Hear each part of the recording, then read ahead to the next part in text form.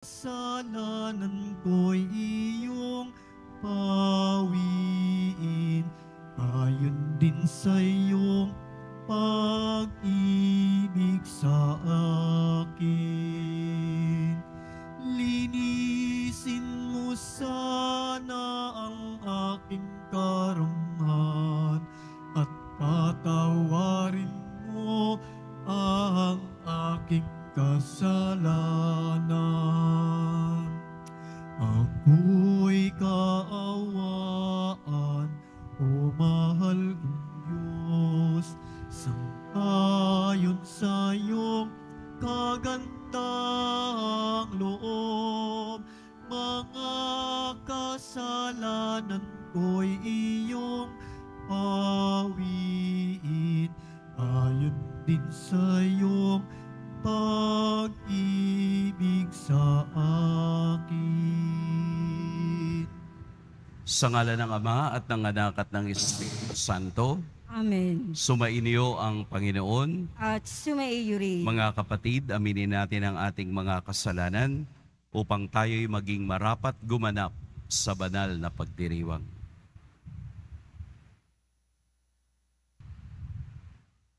Inaamin ko sa makapangyarihang Diyos at sa inyo mga kapatid, na lubha akong nagkasala sa isip, sa salita, sa gawa at sa aking pagkukulang. Kaya'y sinasamo ko sa mahal na Birheng Maria, sa lahat ng mga anghel at mga banal, at sa inyo mga kapatid, na ako'y panalangin sa Panginoong ating Diyos. Kaawaan tayo ng makapangyarihang Diyos, patawarin tayo sa ating mga kasalanan, at patnubayan tayo sa buhay na walang hanggan. Amen. Panginoon, kaawaan mo kami. Panginoon, kaawaan mo kami. Kristo, kaawaan mo kami. Kristo, kaawaan mo kami. Panginoon, kaawaan mo kami. Panginoon, kaawaan mo kami. Manalangin tayo.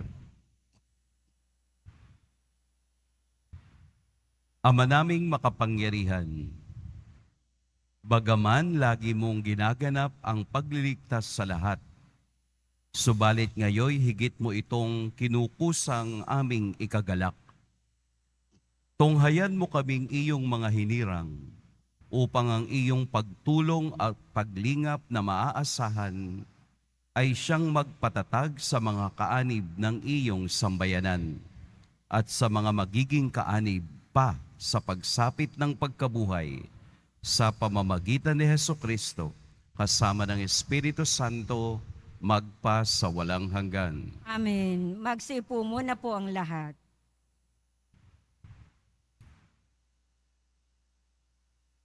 Pagbasa mula sa aklat ni Propeta Ezekiel. Ito ang pinasasabi ng Panginoon: titipunin ko ang mga Israelita mula sa mga dakong kinatapunan nila upang ibalik sila sa sarili nilang bayan. Sila'y pag-iisahin ko na lamang. Isa lamang ang magiging hari nila, hindi na sila mahahati. Sila'y gagawin kong isa na lamang kaharian. Hindi na sila sasamba sa Diyos-Diyosan, ni gagawa ng kasuklam-suklam na mga bagay o anumang paglabag. Hindi na sila tatalikod sa akin. Lilinisin ko sila. Sila ang magiging bayan ko at ako ang magiging Diyos nila. Isang tulad ng lingkod kong si David ang magiging hari nila. Susundin na nilang mabuti ang aking mga utos at tuntunin. Sila'y doon na maninirahan sa lupaing tinirhan ng kanilang mga ninuno, sa lupaing ibinigay kay Jacob. Sila at ang kanilang mga anak at magiging anak ng mga anak ay doon mananatili habang panahon. Isang haring tulad ni David na aking lingkod ang magiging pinuno nila magpakailanman. Gagawa ako ng isang tipan sa kanila. Ito ay tipan ng kapayapaan at mamamalagi magpakailanman. Pagpapalain ko sila at pararamihin. Itatayo ko sa kalagitnaan nila ang aking templo. Ako'y mananatiling kasama nila magpakailanman. Ako ang magiging Diyos nila. Sila ay magiging bayan ko. At kung mananatili sa kalagitnaan nila ang aking templo, malalaman ng lahat ng bansa na akong Panginoon ang humirang sa Israel upang maging akin. Ang salita ng Diyos. Salamat sa Diyos. Pumapatnubay na Diyos ay pastol na kumukupkop. Pumapatnubay na Diyos ay pastol na kumukupkup. Mga bansa, pakinggan ninyo ang sabi ng poon at ipahayag ninyo sa malalayong lupain. Pinapangalat ko ang mga anak ni Israel, ngunit sila'y muli kong titipunin at aalagaan, gaya ng pagbabantay ng isang pastol sa kanyang mga tupa. Pumapatnubay na Diyos ay pastol na kumukupkup. Sapagkat tinubos ng poon si Jacob at pinalaya sa kapangyarihan ng kaaway, na lubhang makapangyarihan at malakas. Aakyat silang nagsisigawan sa tuwa, patungo sa bundok ng Sion, tigib ng kaligayahan dahil sa mga pagpapala ng poon. Pumapatnubay na Diyos ay pastol na kumukupkup. Kung magkagayon, sasayaw sa katuwaan ng mga dalaga, makikigalak pati't mga binata at matatanda. Ang kanilang dalamhati ay magiging tuwa. Papalitan ko ng kagalakan ang kanilang kalungkutan. Pumapatnubay na Diyos ay pastol na kumukupkup. Magsitayo po ang lahat.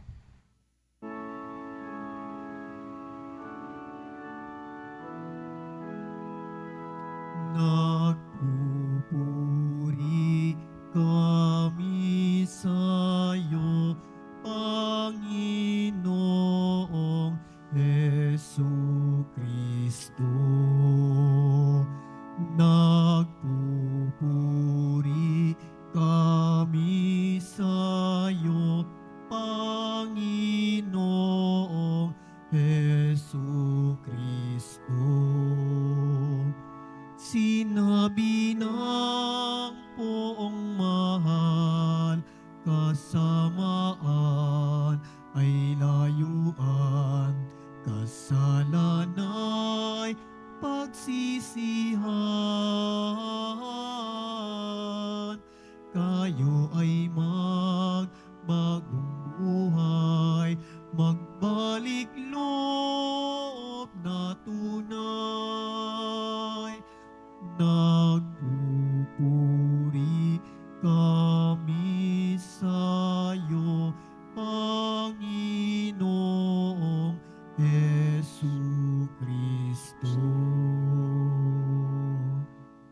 Sumainyo ang Panginoon. At sumaiyo rin. Ang mabuting balita ng Panginoon ayon kay San Juan. Papuri sa iyo, Panginoon.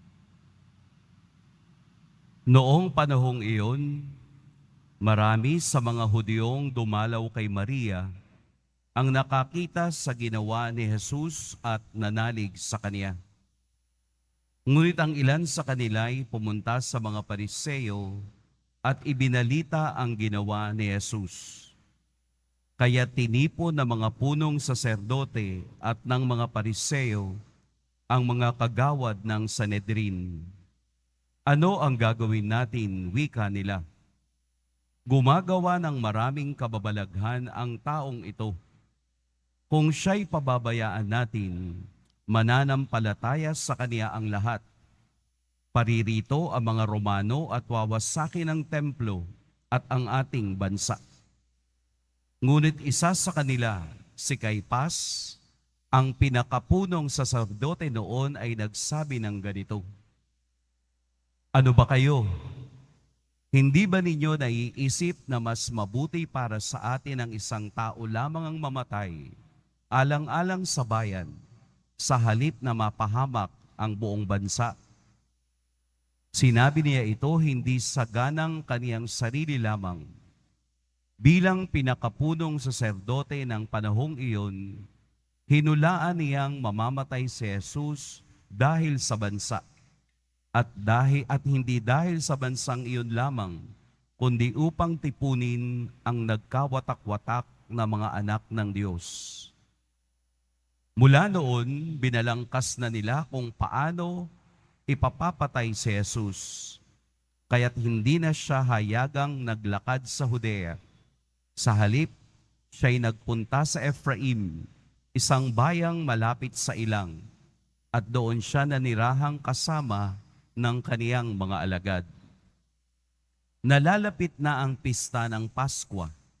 Maraming tagalalawigang pumunta sa Jerusalem bago magpaskwa upang isagawa ang paglilinis ayon sa kautusan.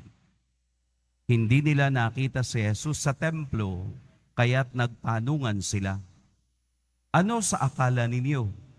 Paparito kaya siya pista o hindi?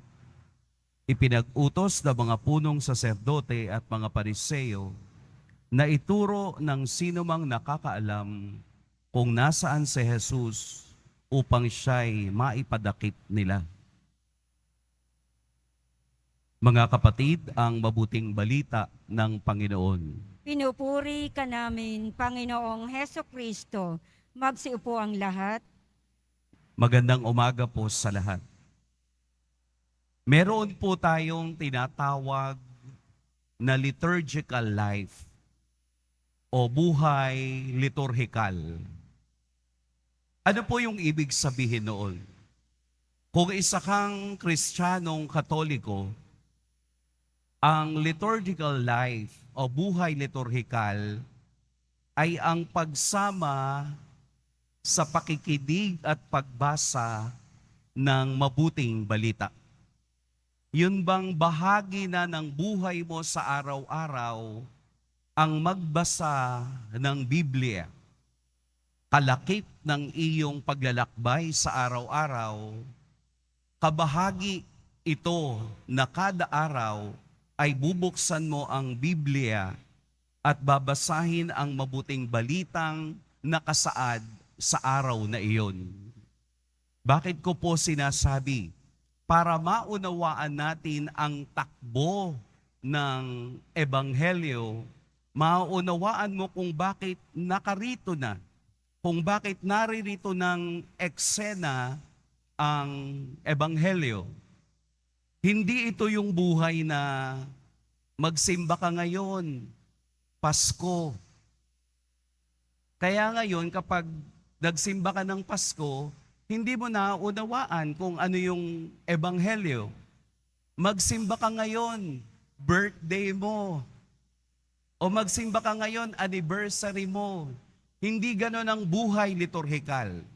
Ang buhay liturhikal ay kabahagi ako sa takbo ng Ebanghelyo. Kaya kung narinig natin ang Ebanghelyo ng mabuti, mauunawaan mo saan ang galing at bakit gusto nilang ipadakip si Jesus. Maunawaan natin kung bakit sino si Caiphas, sino ang mga taong ito na nais ipadakip si Jesus. Anong sala, anong kasalanan, bakit ipapadakip si Jesus? Ito ay tumutukoy ngayon kung ano ang ating pananampalataya, the summit of our faith, yung karurukan ng ating pananampalataya ay ating ipagdiriwang sa mga mahal na araw. Maaring yung iba ay may dala ng palaspas. Yung iba nga nagpapablessing na kahapon pa. Na hindi pa ganun ang tunay na kahulugan ng palaspas. Bukas pa, maunawaan natin bakit tayo may bit-bit na palaspas.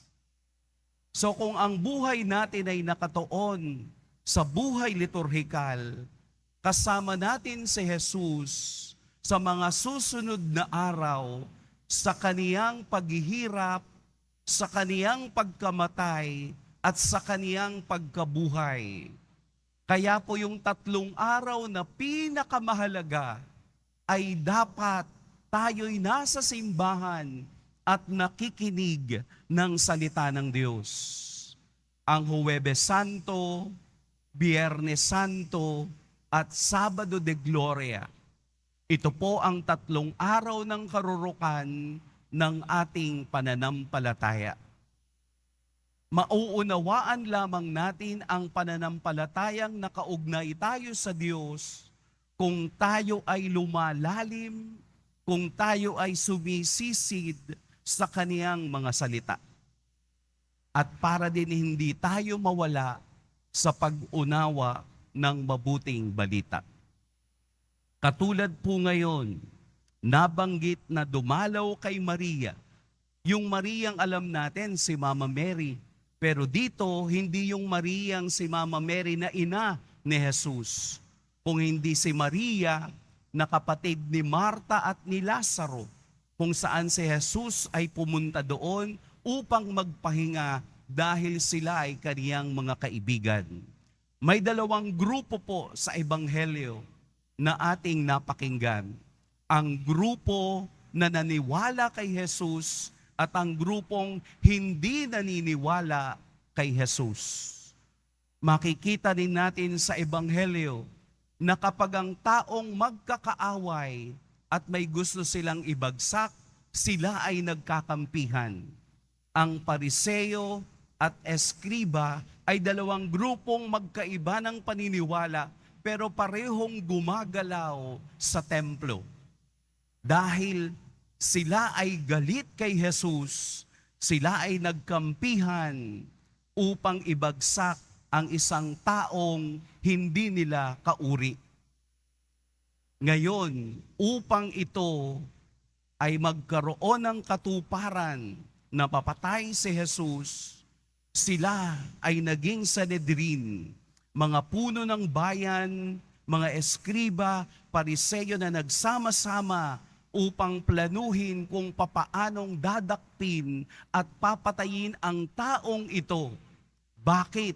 Dahil sila'y natatakot sa Roman Emperor. Sila'y natatakot sa Romano na kunin ang kanilang kabuhayan, kunin ang kanilang lupain, alisin sila sa templo. Wala na silang pinanghahawakan. Kaya ito mga eskriba at Pariseo ay nakakapit sa pangmundong gawain, worldly matters. Samantalang ang isang grupo na naniniwala kay Jesus ay sumunod sa Kanya at patuloy na nakinig sa Kaniyang pangako ng buhay na walang hanggan. At sino si Caiphas na ating nabanggit? Si Caiphas ang pinakapunong saserdote nung panahong iyon. Bakit po kailangang banggitin si Caiphas sa Ebanghelyo? Upang patunayan na historical, na may totoong Caiphas noong unang panahon na siyang nagdesisyon kasama ang mga eskriba at Pariseo na si Jesus ay dakpin. Sa kasalanang sila ang gumawa, sa kasalanang sila ang nagpalitan ng kuro-kuro upang isalba ang kanilang mga sarili. Kaya nga ang desisyon ni Caiphas, mas magandang isa na lamang na tao ang magsakripisyo kesa ang buong bayan. Dahil alam ni Caiphas kung ano at sino si Jesus ayon sa kasulatan. Sa atin pong Ebanghelyo, hindi pa oras ni Jesus tinatawag na hour. Kaya siya'y hindi nadakip at nagpunta sa ilang kasama ang kaniyang mga alagad. The unfolding of the story will happen simula bukas, araw-araw, hanggang sa kaniyang muling pagkabuhay. Ang kasaysayan ng kaligtasan, ang kasaysayan ng ating pakikiugnay sa Diyos ay makikita natin sa mga susunod na araw. Kaya po ang Huwebes Santo, Biyernes Santo, Sabado de Gloria ay hindi bakasyon para ikaw ay mag-swimming. Hindi bakasyon para ikaw ay magpumunta sa iba't ibang lugar. Hindi po ito dineklarang bakasyon para ikaw ay magliwaliw. Ito ay ginawa dahil ito ay banal na mga araw, mahal na araw na tayo ay tututok sa kahulugan ng ating pananampalataya. Ito ang liturgical life. Sasamahan natin si Jesus, ang ating Poong Nazareno, sa paglalakbay niya hanggang makamit ang tagumpay. Saang grupo ka sasama? Sa grupong nanampalataya sa Kanya nang narinig ang Kaniyang salita, o sa grupong makamundo katulad ng mga eskriba at pariseo? Pinaghahanda tayo, tinatanong tayo ng Diyos sa araw na ito. You decide. Dahil kung ikaw ang magdidesisyon, ikaw ang magdidesisyon ng iyong kaligtasan. Hindi ang ibang tao kung hindi ikaw.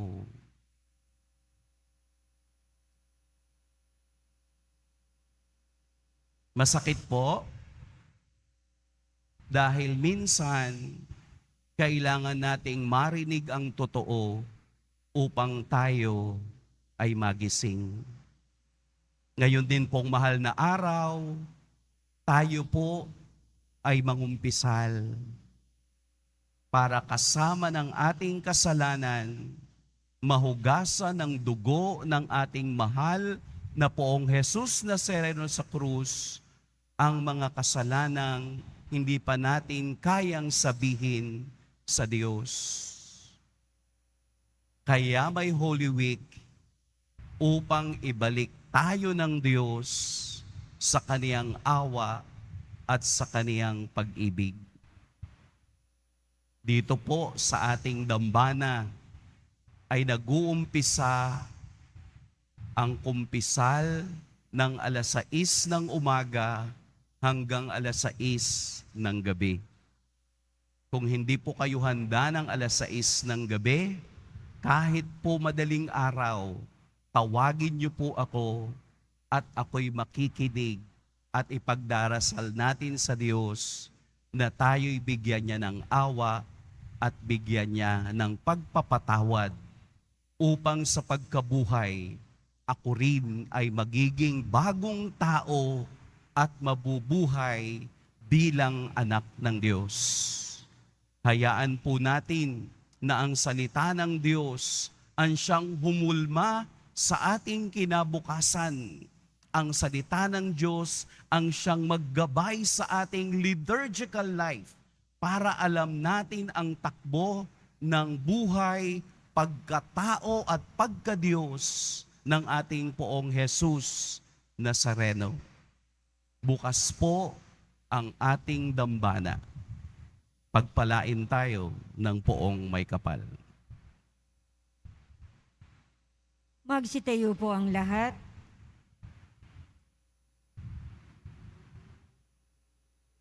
Minamahal kong mga kapatid, manalangin tayo sa Diyos na ating Ama upang tulad ni Kristo, maging matatag tayo sa pagharap sa buhay at sa mga pagsubok. Ama, gawin mo kaming kalugod-lugod na handog sa iyo. Ama, gawin mo kaming kalugod-lugod na handog sa iyo.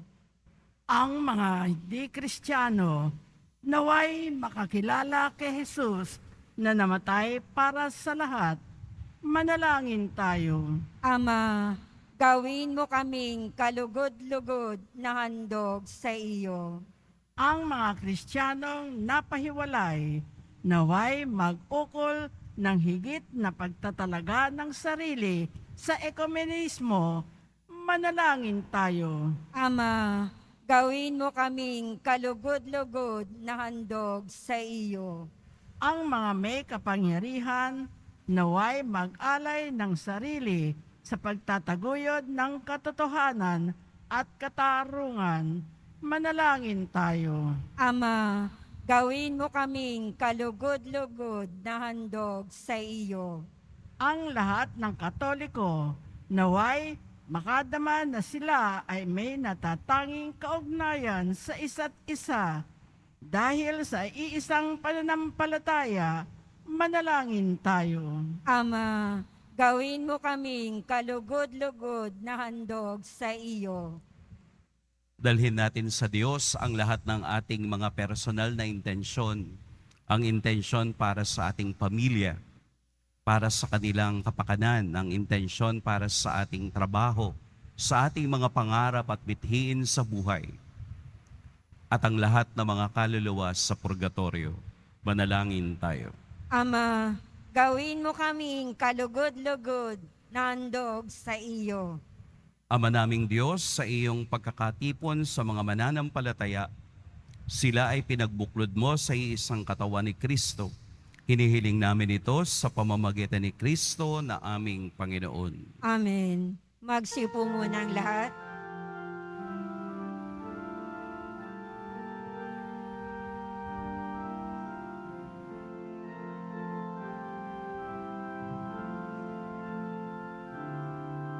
Sa pagsunod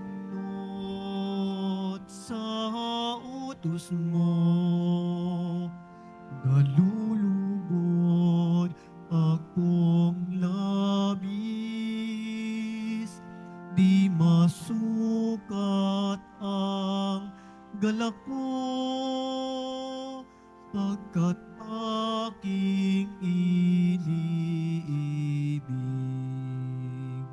Sa iyo, Ama, aming handog ang tinapay at alak na ito, handog ng iyong bayang sumasamo,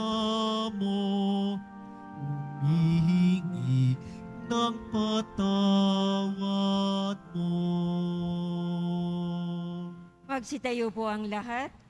Manalangin kayo mga kapatid upang ang paghahain natin ay kalugdan ng Diyos amang makapangyarihan. Tanggapin nawa ng Panginoon itong paghahain sa iyong mga kamay, sa kapurihan niya at karangalan, sa ating kapakinabangan at sa buong sambayanan niyang banal. Ama naming lumikha, kami ay iyong dinudulutan ng walang hanggang buhay sa pagpapahayag namin ng pananampalataya sa iyong ngalan, sa pagdiriwang ng muling pagsilang doong kami binyagan.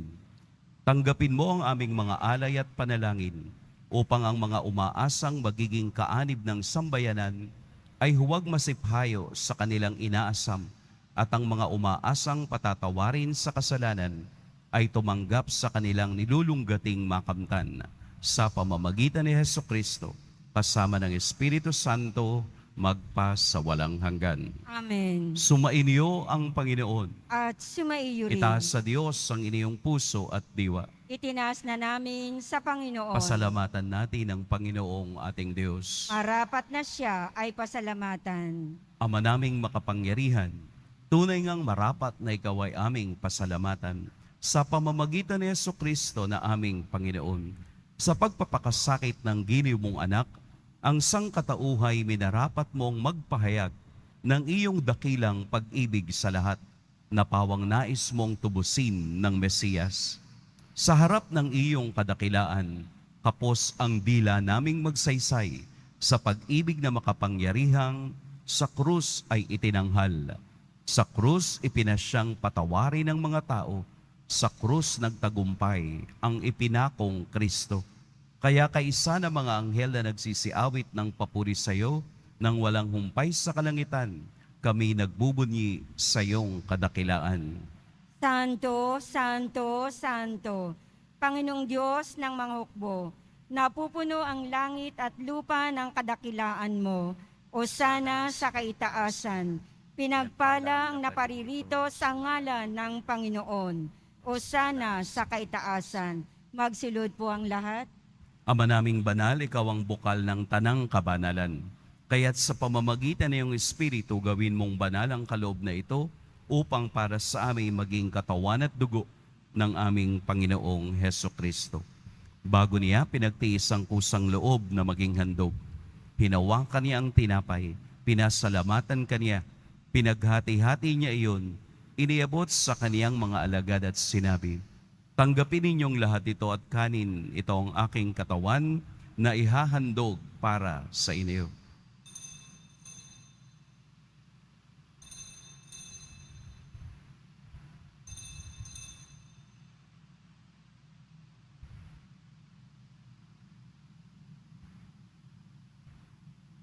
Gayun din naman noong matapos ang hapunan, hinawakan niya ang kalis. Muli kaniyang pinasalamatan. Inabot niya ang kalis sa kaniyang mga alagad at sinabi, "Tanggapin ninyong lahat ito at inumin. Ito ang kalis ng aking dugo, ng bago at walang hanggang tipan. Ang aking dugo na ibubuhos para sa inyo at para sa lahat, sa ipagpapatawad ng mga kasalanan. Gawin ninyo ito sa pag-alala sa akin."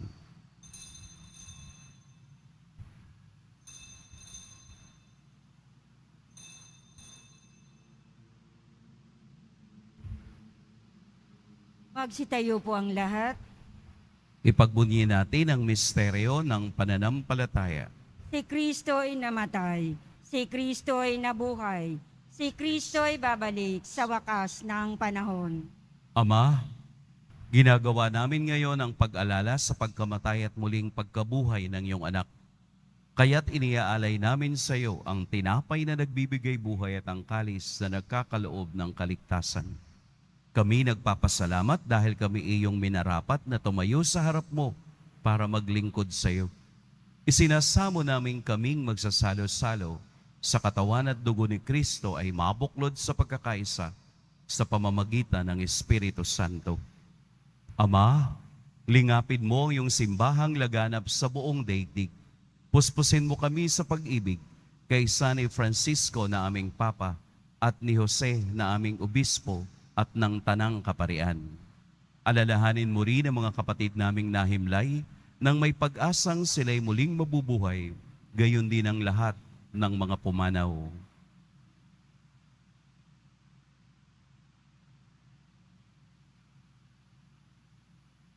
Kaawaan mo sila at patuloyin sa iyong kaliwanagan. Kaawaan mo at pagindapating kaming lahat na makasalo sa iyong buhay na walang wakas. Kaisa ng mahal na Birheng Maria na ina ng Diyos, ng kabiyak ng puso niyang si San Jose, kaisa ng mga apostol ni San Juan Bautista, at ng lahat ng mga banal na namuhay dito sa daigdig ng kalugod-lugod sa iyo, maipagdiwang nawa namin ang pagpupuri sa ikararangal mo sa pamamagitan ng iyong anak na aming Panginoong Heso Kristo. Sa pamamagitan ni Kristo, kasama niya at sa Kanya, ang lahat ng parangal at papuri sa iyo, Diyos, Amang makapangyarihan, kasama ng Espiritu Santo, magpa sa walang hanggan. Amen. Sa tagubilin ng nakagagaling na utos at sa turo ni Jesus na Panginoon natin at Diyos, ipahayag natin ng lakas loob. Ama namin, sumasalangit ka. Sambahin ang ngalan mo. Mapasa amin ang kaharian mo. Sundin ang loob mo dito sa lupa para nang sa langit. Bigyan mo kami ngayon ng aming kakanin sa araw-araw. At patawarin mo kami sa aming mga sala, para ng pagpapatawad namin sa nagkakasala sa amin. At huwag mo kaming ipahintulot sa tukso, at iadya mo kami sa lahat ng masama. Hinihiling namin kami iadya sa lahat ng masama. Pagkalooban ng kapayapaan araw-araw, iligtas sa kasalanan at ilayo sa lahat ng kapahamakan. Samantalang aming pinananabikan ang dakilang araw ng pagpapahayag ng tagapagligtas naming si Heso Kristo. Sapagat iyo ang kaharian, at ang kapangyarihan, at ang kapurihan, magpakailanman. Amen. Panginoong Heso Kristo, sinabi mo sa iyong mga apostol, kapayapaan ang iniiwan ko sa inyo, ang aking kapayapaan ang ibinibigay ko sa inyo. Tunghayan mo ang aming pananampalataya at huwag ang aming pagkakasala. Pagkalooban mo kami ng kapayapaan at pagkakaisa ayon sa iyong kalooban, kasama ng Espiritu Santo, magpa sa walang hanggan. Amen. Ang kapayapaan ng Panginoon naway laging sumainiyong lahat. At sumaiyo rin. Magbigayan kayo ng kapayapaan sa isa't isa. Please.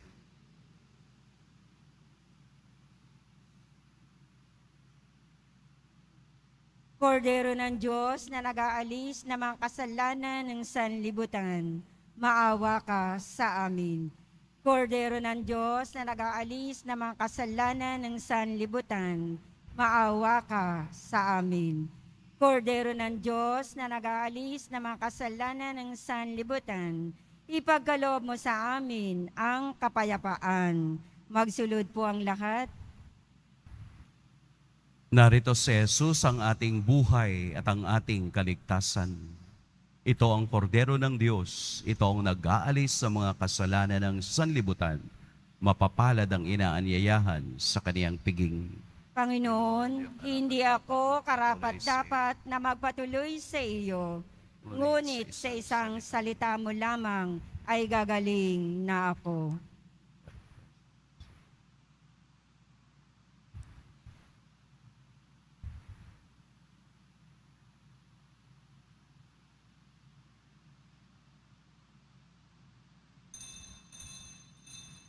Para sa lahat ng tatanggap ng banal na komunyon, sasagot po tayo ng amen. Pagkasabi ng pari o ng lay minister ng katawan ni Kristo at isubo agad sa bibig. Bago mali sa harapan ng pari o lay minister, sumunod po tayo.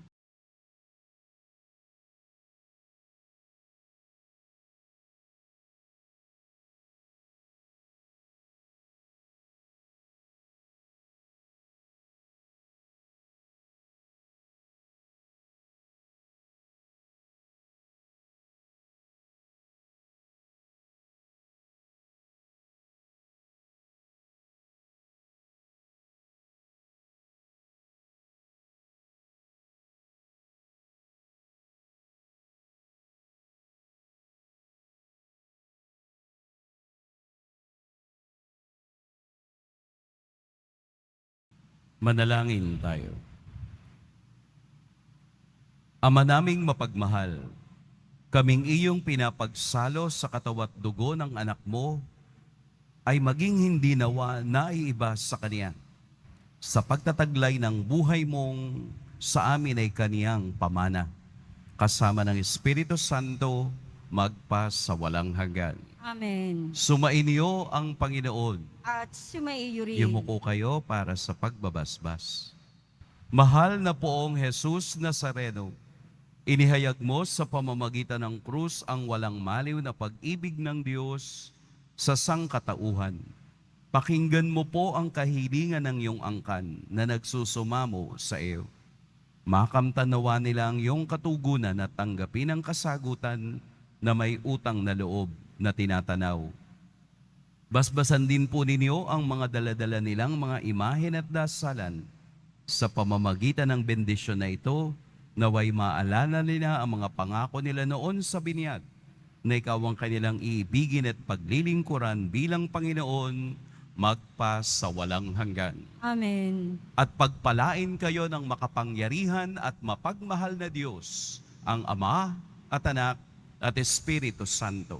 Amen. Tapos lang ating pagdiriwang, humayo kayong taglayang kapayapaan ng poong Jesus Nazareno. Salamat sa Diyos.